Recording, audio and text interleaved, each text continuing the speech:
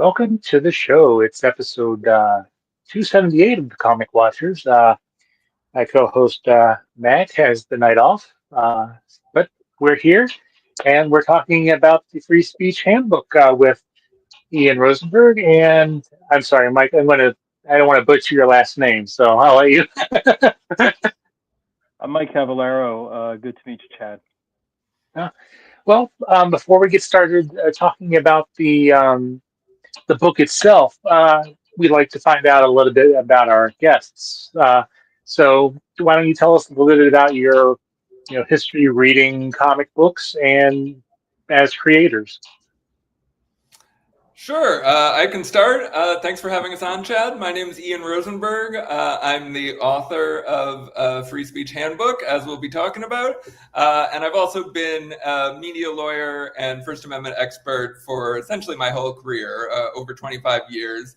I'm an adjunct professor at Brooklyn College, associate professor, and also a documentary filmmaker.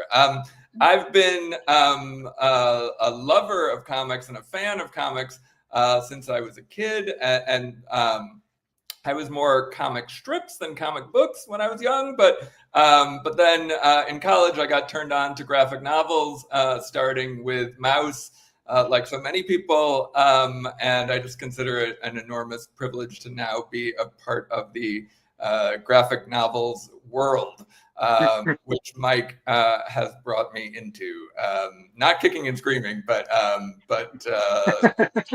holding me on his back as he schleps across 200 pages that he has drawn.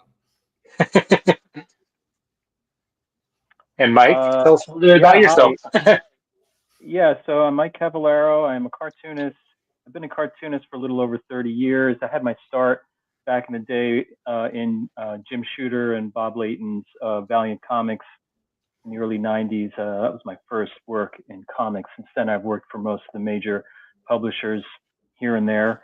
I spent about a dozen years in the animation industry at studios like Cartoon Network, MTV Animation, Warner Brothers Animation.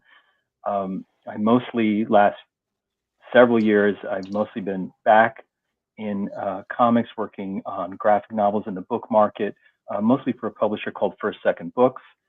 I either write my own stuff or I collaborate with fine folks like Ian to come up with something wonderful. I also teach in the comics department at the School of Visual Arts. Well, you want to talk? You should mention your two most prominent series.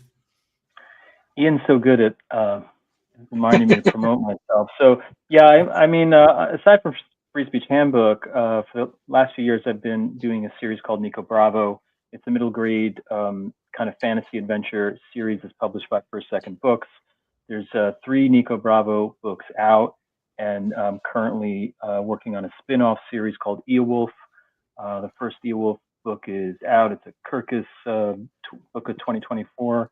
One of on that list of many other books, and a sequel called Eowulf: The Creature Connection is due out this winter. Nice. So let's, I guess, jump right in. Tell us, give us the big picture of the Free Speech Handbook. Sure, I can start. So Free Speech Handbook takes 10 contemporary questions, free speech, First Amendment questions or controversies, like, does Colin Kaepernick have a right to take a knee and still be in the NFL? What if you threaten violence at the Women's March? What does social media have to do with our free speech rights? Questions like that, and then it answers those questions by telling the story, the true story of people who have fought in similar cases all the way up to the Supreme Court, whose battle in the Supreme Court ends up defining the right at issue and answering the contemporary questions. So we begin each chapter by asking contemporary issues and then tell a story that really answers those questions and lays out the foundation of our First Amendment rights. We like to call it a framework for understanding your First Amendment rights and free speech rights, not only in the past, but most importantly, what it means today. So this is probably a, I don't know, easy softball question, but what inspired you to do the graphic novel? Well, so I wrote a book called The Fight for Free Speech, which came out from NYU Press. And it's a text book. There are no illustrations. There's no art.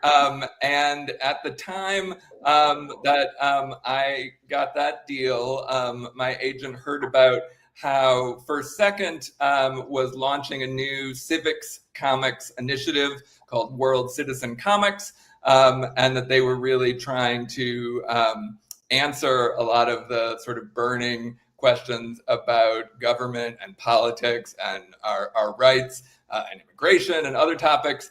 So my agent sent along my manuscript to Mark Siegel at First Second, and then Mike chimed in and made it happen. Yeah, well, I was sort of in the middle of one of my middle grade fantasy books, which is in my wheelhouse, while also watching current events and wishing that I could, I was watching things unfold during the first Trump administration that I didn't like, and which is around the time that we were working on that first hardcover version of this book. And I had a lot I wanted to get off my chest. I just didn't want to do that by like venting and melting down on social media. I wanted to, like, if possible, respond in a thoughtful way, in a reasonable manner that contributed something to a conversation about what was happening. And I saw the news about World Citizen Comics, and I wrote my friend Mark Siegel, who was kind of the impetus behind that, and just congratulated him and said I'd love to.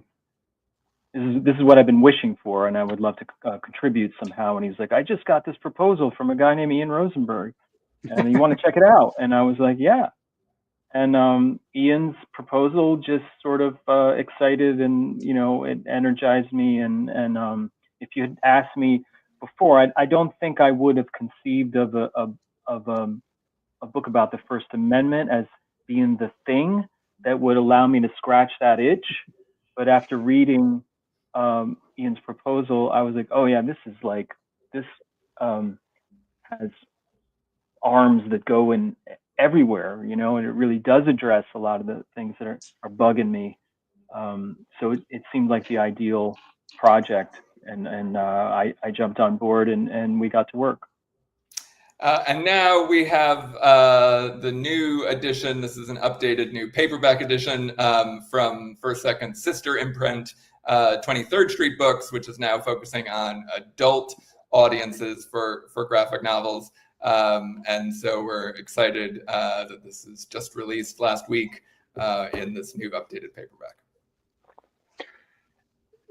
So Ian, did the idea for this come from your teaching, or was it a way to take that teaching and just put it into a different kind of format that may be more accessible to a new audience?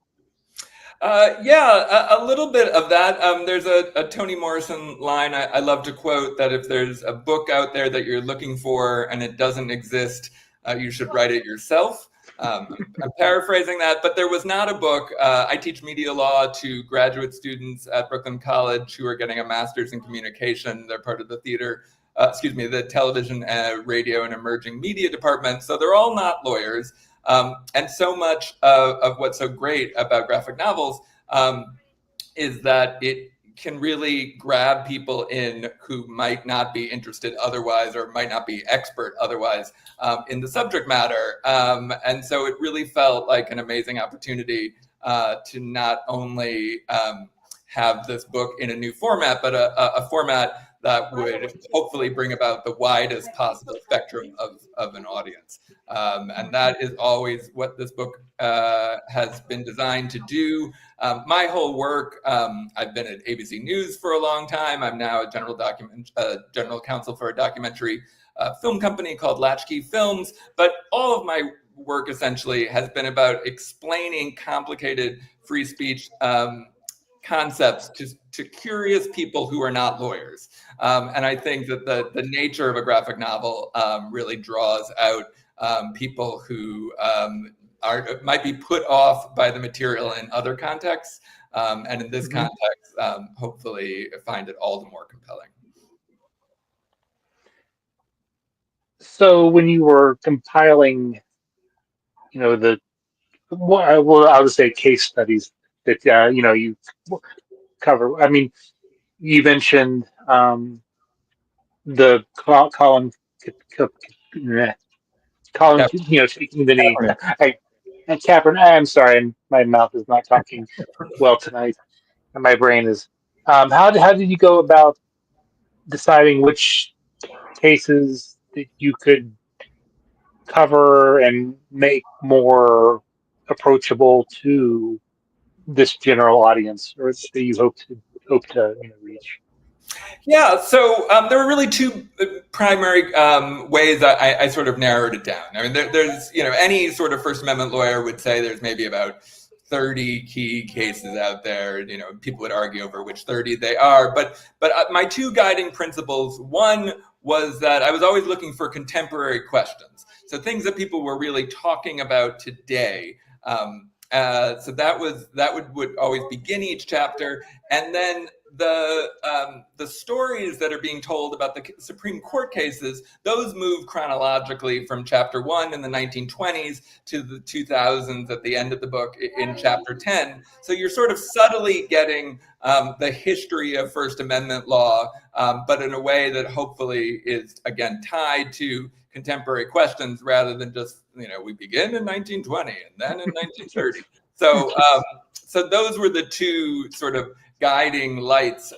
Is this about something that people are talking about today? And can we use those questions to tell really the history of First Amendment law in a way that builds and hopefully really creates this framework of understanding? I mean, I like to think of it as a record album, which, in theory, you can just dive into one chapter. You're interested in student speech, you can read one of the middle chapters about student speech. But there is a flow to it, both graphically, as Mike made beautifully possible, but also narratively and historically.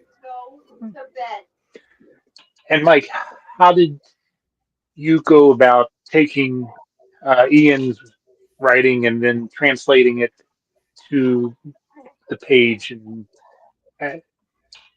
of the graphic novel? Yeah, I mean, I've had a lot of experience with that. I've been a storyboard artist. I've done a lot of comics. I've worked with playwrights and other writers where I get something that's essentially not formatted for comics. It's not a problem. I actually like the opportunity to sort of help find a path through the narrative, and that's all I really had to do here. In this case, it was my unfamiliarity with a lot of the subject matter that actually kind of helped, because I was, if Ian's the expert, I'm the layperson, and I think I was more able to look at it the way most readers will. I was able to kind of focus more on what I felt was really essential to find this, narrative that moves through the manuscript, right, and downplay other stuff that it was interesting, but I didn't feel really spoke to the through narrative, right? In terms of translating, Ian's manuscript was about the same number of pages as our goal for the book, which meant, a lot of it had to kind of be, I don't want to say it was cut. it's not cut, it's transposed into a visual, right? And so in that respect, it was a matter of trying to look for what is here in words that makes great imagery, right? That I can translate concepts into like visual explanations of those concepts, and therefore not have to use the text, and then use the text that Ian had written for what essential, what was essentially needed for text, what would best be text, and so, I say I didn't cut anything. I just kind of transposed, and Ian had some great visuals in there. I don't think he thinks so, but his writing was very evocative, and the imagery was really easy to come by, and I just tried to intersperse headshots and people, key players that we need to see, with an attempt to illustrate the ideas and the concepts, which was a lot of fun. And I think what Mike adds to it, just to jump off that, because Mike is very modest in contrast to my self-aggrandizing tendencies. But I think one thing that Mike does so brilliantly, besides just showing the people who are speaking or showing what is being described, he's really one way in which he's transposing or transforming a lot of the text is when I talk about a concept like the marketplace of ideas that really kickstarted all of the nature of the way First Amendment law is considered in this country today. Basically, that there's this big marketplace and that the government should not be able to intrude into the speech that might be hyperbolic or lying or crazy that's going on in the market. That's the central notion of free speech law in this country. Mike draws it as an actual market. And that creates so much more but a market that's selling ideas and notions and thoughts rather than, say, pickles and bialys and what have you. So I just think that the illustrations of the people are great, but it's the way he transforms concepts into visual languages that I think create a deeper understanding, and they're certainly engaging, that still to this day really blows my mind. I did a stint for a while, and I often forget about this, but for a few years, I worked at a studio where we were creating animatics for a lot of research projects, a lot of cancer research, a lot of pharmaceutical stuff, and these were explainer videos that were sometimes going from scientists to other scientists, and sort of internal explainer videos. And these were like wild concepts and really hard things to wrap your head around. And I did that for a few years, working with the directors at this place to kind of like create these brief animations where we had to visualize like really dense research concepts and pharmaceutical concepts and such. And like, it really came into play here. Like that exercise really helped with creating these kind of visual translations in this book. Now, Ian, when you were compiling the cases, and when you were researching, were there,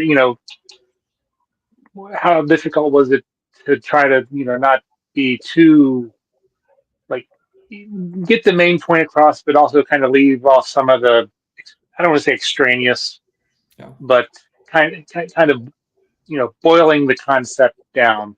I mean, I know, when you the case studies that you cover in the book, I'm sure there's a lot more involved, and this is just kind of the bare bones.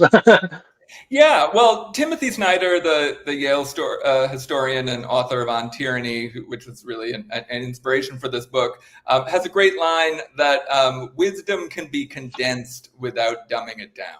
Again, I'm paraphrasing, but really what I was trying to do, even in my initial manuscript before Mike transformed it into the graphic novel, was to really condense, as people say, because most First Amendment textbooks are boring even for me, and then there are a lot of First Amendment sort of more popular books, but they're usually with somebody telling you what the law should be or what they think the law is, not what the Supreme Court has actually said. So I was really trying to find cases that could be clear, that could be streamlined, and that also have great stories. I mean, in law school, you talk a lot about what the Supreme Court is saying and what the meaning of that is, but you don't spend a lot of time with the actual stories behind the people. And one of the things I found in my research was that the more I sort of focused on people's stories,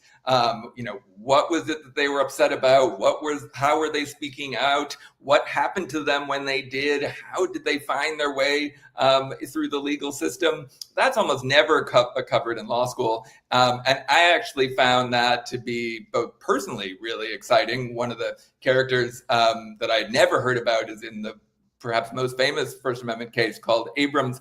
And it's this woman named Molly Steimer, who is a young Lower East Side immigrant from Russia fleeing anti-Semitism, who became an anarchist and threw out anti-war leaflets right around where I'm speaking to you from, my neighborhood on the Lower East Side. And it caused such a stir that she and her compatriots were sentenced to jail for 10 or more years. For their work. And so by talking about Molly's story, I found that we could gain really a lot more about both the law and sort of storytelling to keep people interested. So that was the approach I was trying to use, to both condense, but also to condense the law and the jargon and the technicalities of procedure, and to expand their compelling life circumstances. That was something that I expanded on, and I hope that the balance still feels tight, but also has a real through line of a narrative. I think when I was first reading the manuscript, that part that you just spoke about is really what I grabbed onto, and what I found the most engaging is that balance between, or I don't know, it is a balance, but it's really a determination to tell the legal story through the experiences of the people involved, right? And so there is, in every one of these, there's a human element that is engaging on a historical level and just on a level of empathy. And in a way, you're learning American history and First Amendment history accidentally, or you may not realize how much you're absorbing because you're really caught up in the story of these people in each case.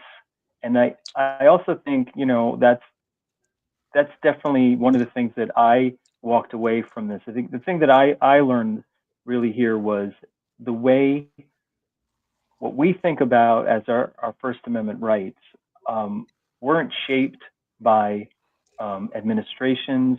They weren't necessarily shaped by courts. They weren't necessarily shaped by politicians. But in each pivotal facet that makes the whole shape of our First Amendment rights, there's a human being that's very much like one of us. There are workers, there are students, there are kids in some cases, parents. They're not people that ever expected to be caught up in situations like this, or probably wanted to be, right? There are people from every very normal walk of life who found themselves in a situation, that was worth fighting, and rose to that occasion. And as a result of that, we have what we understand as this full shape of our free speech rights. And that to me was the biggest lesson and takeaway of this, particularly because Ian kind of stressed that human and personal aspect of each story. Is these people are us, right? And it shows you how important individual actions and decisions are. Absolutely. So how does, with what's going on today politically, how does, what you cover in the book, how do you think that applies to what's going on today? Well, it certainly applies to what's going on today. We are facing a time of tremendous change on the Supreme Court. We now have a 6-member supermajority among the conservatives. And even more significantly, we have an administration that both says they care about free speech rights, but in fact is really bringing about the biggest attack on our free speech rights, I would say, in American history. There's a couple other bad moments in American history that might rival, but we're right up there. And so one of the things I hope this book does is I think it can remind people that, as Mike was pointing out, individuals make up the future of our First Amendment rights. And that is individuals like the people who are reading this book. And even though we talk about Supreme Court cases because it's a nice, clear way to talk about not only the law, but sort of the meaning of America, free speech issues happen every day outside of the Supreme Court and that never reach even any court. It's happening at our school boards, it's happening at city council meetings, it's happening in our places of worship. And at all of those times, I believe that this book will help people not only maybe get the answer to a question they have at that moment, but more importantly, create a framework for a way in which people can think about their rights. Because if you don't know what your rights are and you don't know how our rights are sort of put together in the First Amendment context, then there's no way to defend them, there's no way to exercise them, and you might not even know when they're being taken away. So all of this is designed to be a grassroots tool for understanding our free speech rights and also fighting to preserve them. Mike, did you have anything you wanted to add to that, or? What he said. So you have favorite case that you cover, or one that means a lot to you personally, that or hope people kind of take to heart or really get the meaning of? Sure. Well, for me, it changes from moment to moment. It's a little bit like picking among your favorite, maybe not children, but favorite animals. Because I only have one, so yeah. Well, I have 2, so it narrows it down. But I would say, speaking of kids, that my favorite story most of the time is the one that involves kids, particularly Mary Beth Tinker, who's a 13-year-old middle school girl student in Iowa during the Vietnam War, and who wore a black armband to school to protest the war and to honor the dead on both sides, both American casualties and Vietnamese, which is a very radical notion in its time that Vietnamese casualties should be recognized. And she wore this armband to school and was told to take it off by principals, even though it didn't cause any stir. And she says, in this great, moment of courage, she took it off. Now, she had worn it all day, and what I find inspiring about this is that sometimes you just need a little courage. And she had this little bit of courage, and then she and her brother and another friend continued to fight with the help of the Iowa ACLU, continued to fight. They were all going to be expelled for their actions. And so they continued to fight.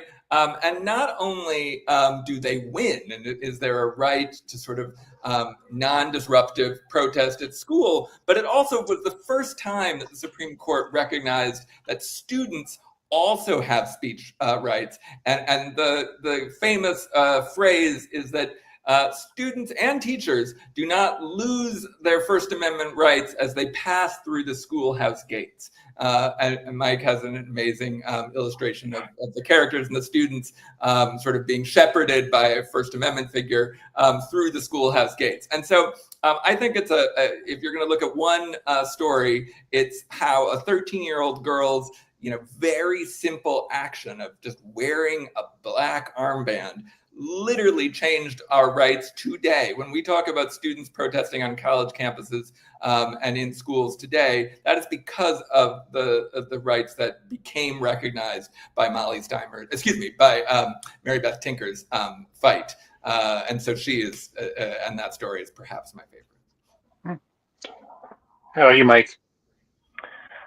Well, I love the Colin Kaepernick chapter. I'm not a football fan. I don't care. I watched that kind of unfold, and I was like, this is ridiculous. But getting a deeper dive via Ian's manuscript, I really felt that his conduct was heroic, and it was really a profile in bravery to watch that unfold in my own time. And so I love that chapter. I still gravitate towards the Molly Steimer chapter. Molly Steimer, as Ian said, she's this immigrant Lower East Side anarchist who just distributes some leaflets against widening World War I. Like crazy. Like maybe we shouldn't widen this conflict. That's really what she and her cohorts get in trouble for. I couldn't help seeing, as an aging punk rocker and former Lower East Sider, I couldn't help but see a lot of a reflection of a lot of people I knew in her. She seemed like a very familiar person to me, and I think a major thing that I love about that story, I'm sure she didn't, but it's one of the examples in the book where what I'm going to call the protagonist loses, right? And in that defeat, in the dissent written by Justice Holmes, is that correct, Ian? Justice Holmes. Yes. In the dissent for that loss, we get the marketplace of ideas concept.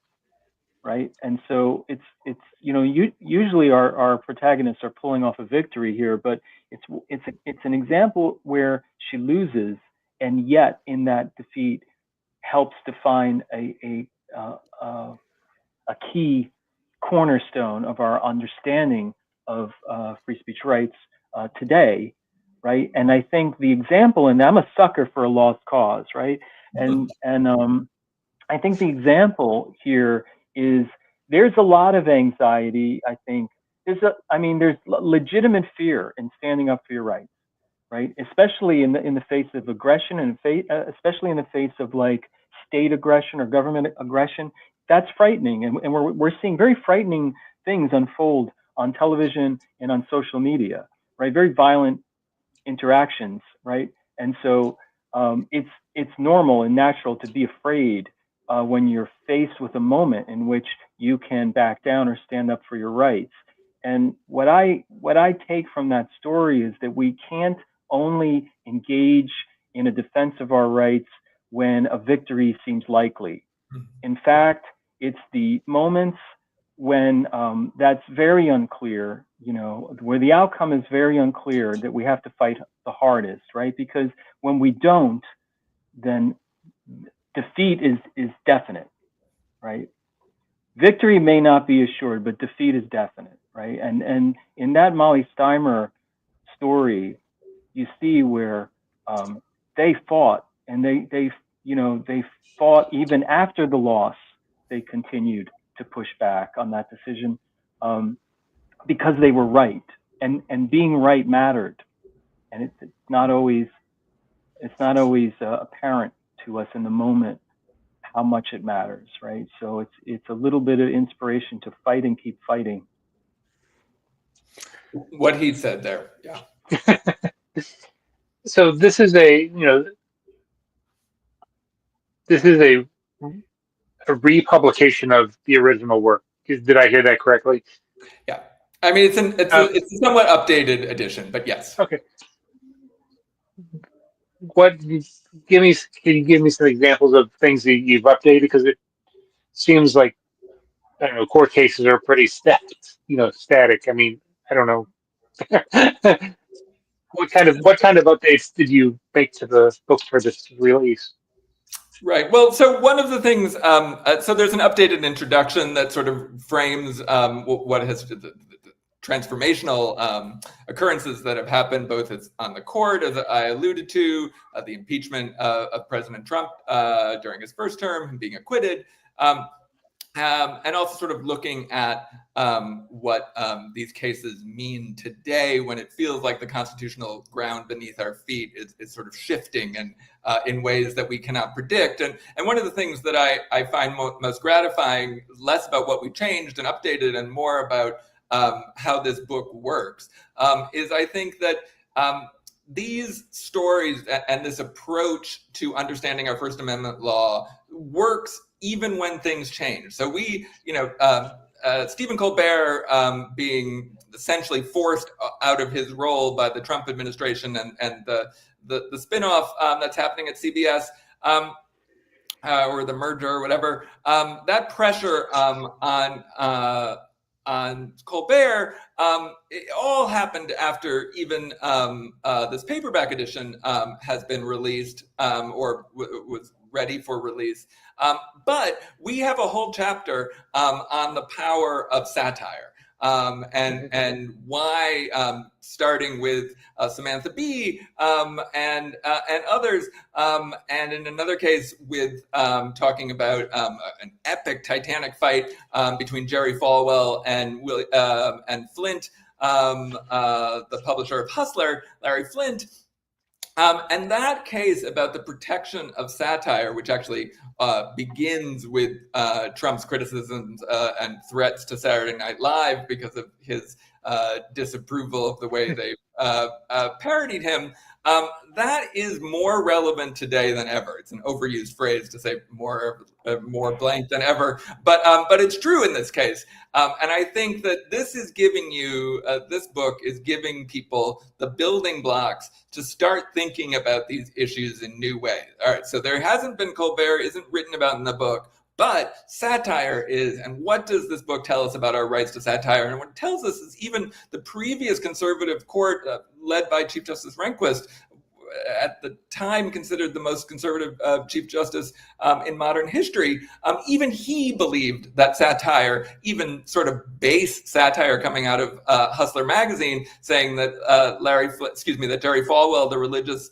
leader and figure of from the moral majority, a parody that was saying that he was having drunken sex with his mother in an outhouse is protected, absolutely protected. That tells us something about both how vital satire is sort of in the free speech cosmology and our free speech sort of world. And it also tells us how absolutely disturbed we should be by the fact that the most popular host in late night can lose his position when the president doesn't like it. So, that's not something that's going to take place in the courts. And often when I have these kind of discussions with people, sometimes people will ask me questions and I'll have to say, there's no good legal answer to that. There might be First Amendment principles at stake. And the Colbert situation, there's no court case that's going to change that. But it's very much about understanding how central satire and parody is to our free expression rights. And I think that remains really valuable, even if that's not one of the things that has been changed over the course of this book's history. And am I right that you also cover kind of social media? Yes. Yes. How is the research on that? Well, the social media chapter is one of the chapters where also I have to say that the answer is not going to come from the courts. Like the big problems in social media trolls, the ability for false and misleading information to spread perhaps even faster than the truth. Harassment online and in social media, none of that is answered by the court, or do I think will be effectively answered by the court, not just because of who this court is made up of right now, but just because of the nature of the court. But what the court has said relatively recently, and for a long time, the only significant social media case that the court has addressed in the late 2000s, 2007, I believe, and the court has said that today social media is like the town crier with a megaphone on steroids. That the vast democratic forms of the internet and social media are fundamental to the way we express ourselves today, and therefore need to be fundamentally protected. So I don't think that the court is going to be taking away our social media speech rights, but the problems of social media were unpleasant to research and quite dispiriting. I would say, though, that the solution to those problems is more protest and more speech and more advocacy, that we can make change with social media conglomerates by advocacy, if not the courts. So that is the ups and downs of some of the social media research. So kind of stepping back into the process of making the book. Mike, could you talk a little bit about your art process? Do you work traditionally? Do you work digitally? Do you do hybrid? Do you prefer one Yeah, or I the work. over the other? Um,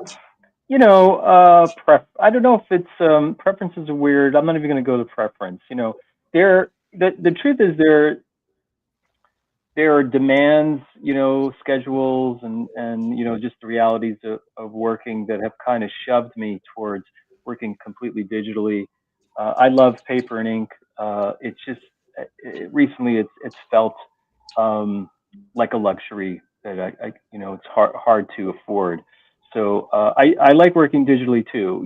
They're two very different things. So I have been working totally digitally the last few years. If anyone's familiar with it, I do a lot with a program called Clip Studio Paint. I think it's a very cool comics making program.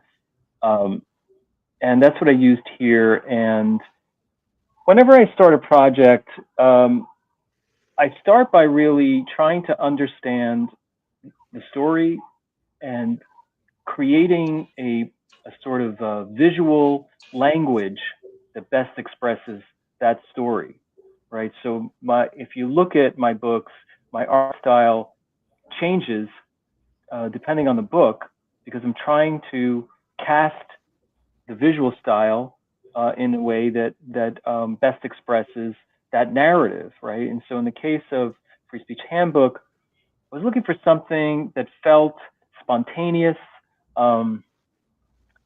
like a sketch, a courtroom sketch, or something like that. Maybe because of my age, I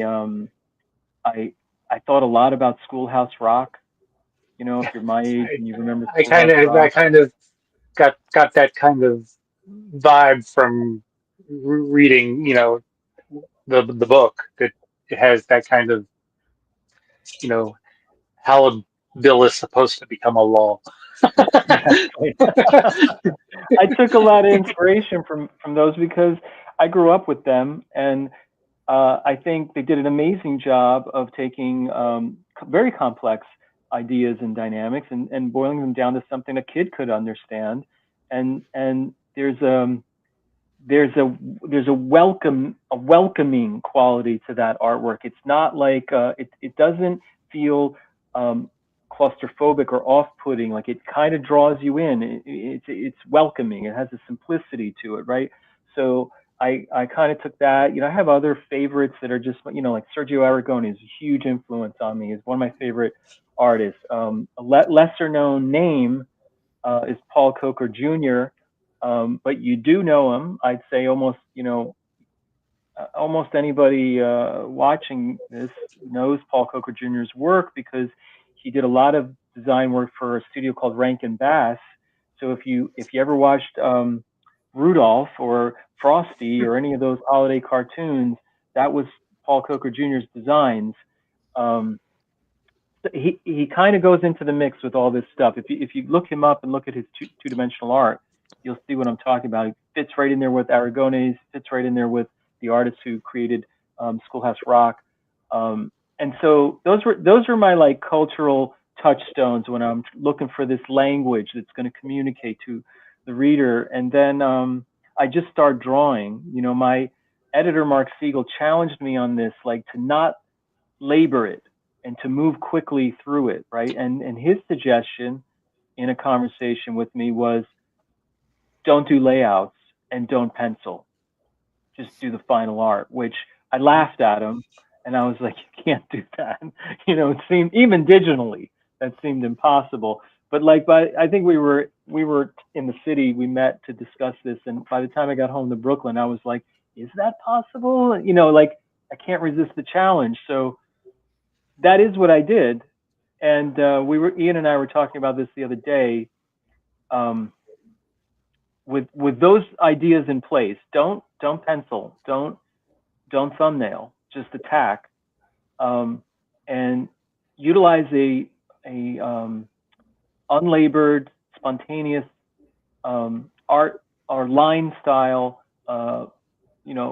informed by Paul Coker Jr., Schoolhouse Rock, Sergio Aragones, that kind of thing. From there, I did the first chapter 3 times, start to finish, in order to simplify and simplify and simplify, make it simpler, make it simpler, make it simpler, right? And sort of develop this language as a reflex that I could then just sort of fly for the rest of the book. And that first chapter ordeal is typical for me. There's been books that I've drawn the first chapter 5 times until I got the language right, the visual language of it. 3 times is kind of a minimum. I don't think I've ever done a chapter of a book the first time. I've always had to kind of fiddle.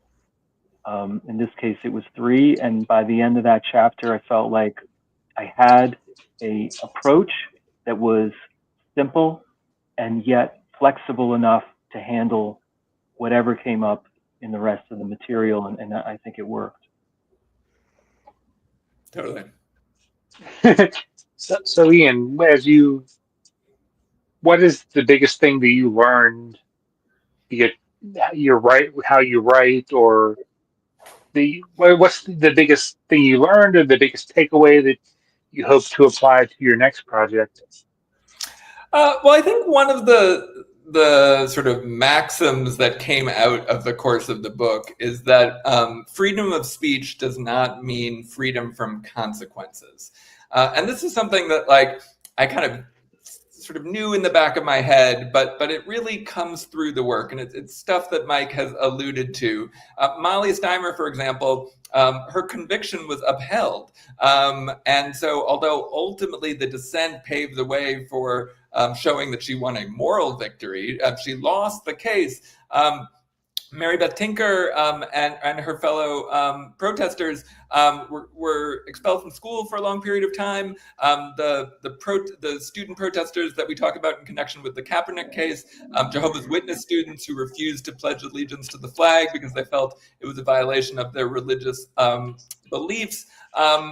They were horribly treated, expelled from school for years.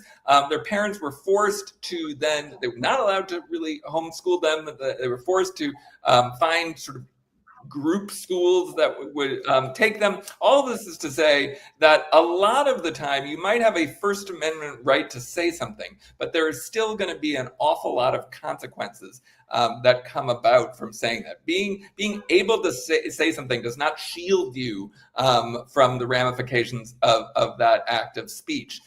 And so that is something that I think it was something I sort of learned myself in a new way by looking at sort of the arc of all these cases. And I think it's a really useful lesson for people to both realize in this country, we have stronger speech rights than any other nation in the world, including Western democracies, including every continent. And yet, even with all of these rights and these protections, that does not mean that that you get off scot-free if you say something controversial or you speak out. That you might have to put up with a lot of aggravation or much worse. But the right to say it is still so powerful and important that most of these protagonists were willing to suffer the consequences and try and put forward their point of view, because that was what was so important to them. So that was something that both I learned, and I hope that the readers of the book will appreciate as they go through these stories. And Mike, I know you just kind of talked about, going through more loose style, and was there anything else that you kind of have taken away from this project that you plan to use in your other works? Well, I don't know that there's something that I can take from here and apply somewhere else. I think what I could say is I definitely came into it with a little bit of trepidation. I sort of, like I said, I reached out to Mark Siegel and was like, World Citizen sounds like a great idea. Congrats. I'm proud of you for doing this. I'd love to participate. And a day later, I was reviewing a possible project and feeling feeling outclassed, like feeling like, oh, I don't know. I draw middle grade books about unicorns. Like, I'm not sure that I can, wrap myself around this. Right. And so it's not a real answer to your question, but I don't know if there's anything directly applicable, but it does make me feel like I could do that. And, it does make me want to do more projects like this, and Ian and I would love to work together again. I think we had a great back and forth. We really were engaged on a regular basis. So, pushing, he would write something, I would draw something, push it back to him. He would say, well, what if we did this? And, we kept pushing things back and forth.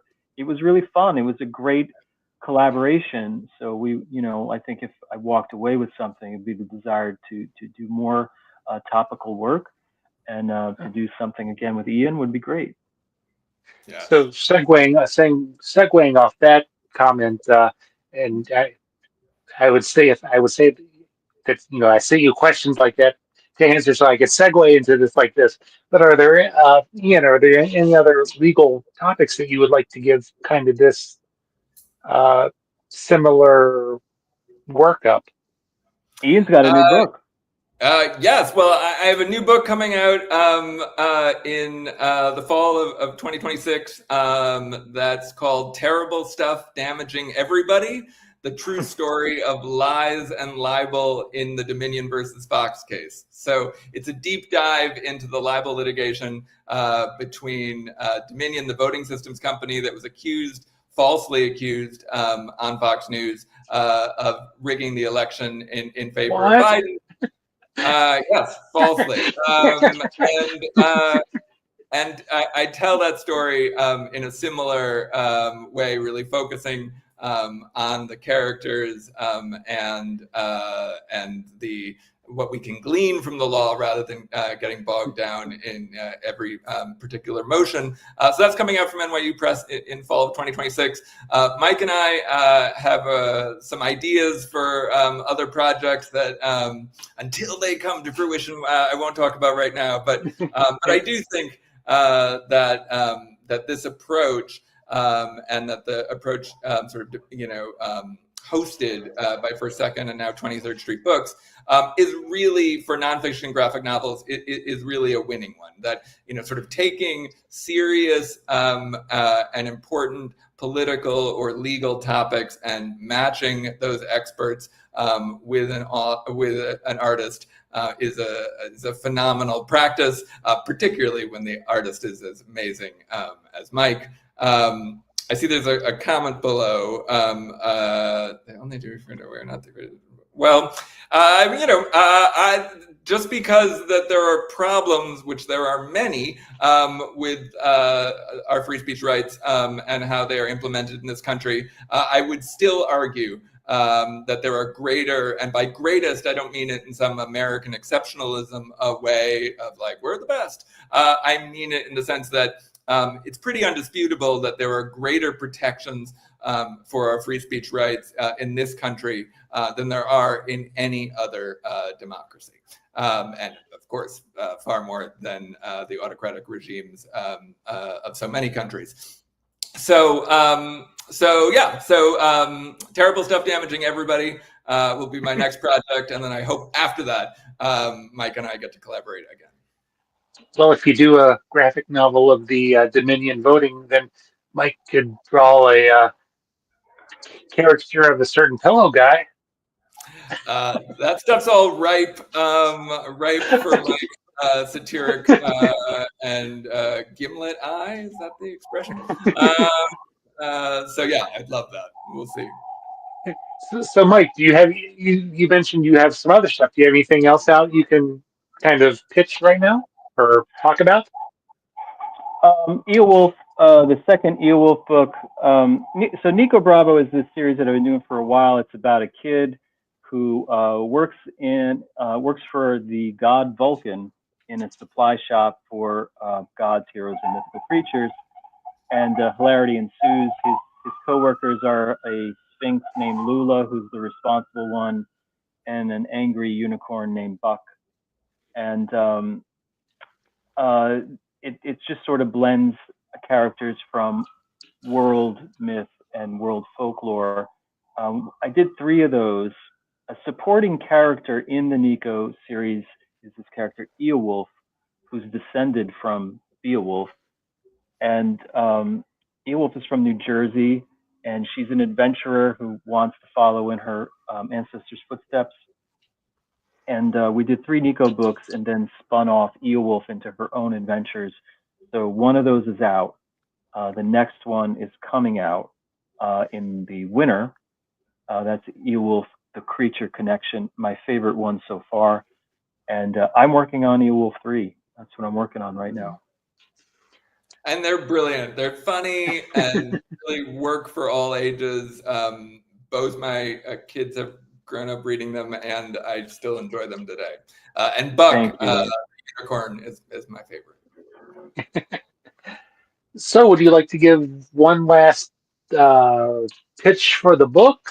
Kind of bring it on home? Sure. Well, the fight for free speech really does provide, I believe, a practical framework for understanding our free speech rights today. This is a time for grassroots support of our free speech rights, grassroots defense of our free speech rights, and grassroots change to the limits and failings of our free speech system, because you can't really bring about change until you know what the law is. So there are a lot of critiques, for example, of the marketplace of ideas theory, and these are very valid and powerful critiques, but you can't bring about that critique or bring about change to that central aspect of American First Amendment law without understanding it. So I think this is a tool for protecting our rights and a tool for expanding our rights, and most importantly, a handbook for defending our free speech rights. Anything else to add, Mike, or did Ian do No, well? just thank you for having us. Thank you for giving us a chance to talk about,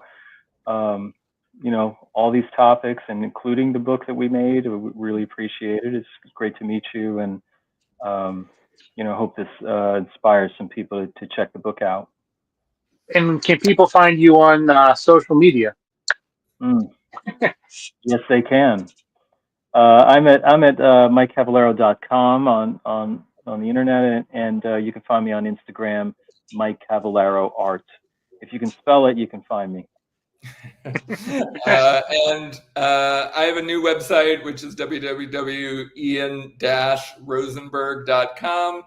You can find out about my books and my work as a media lawyer. And on Instagram, we're at Free Speech Book.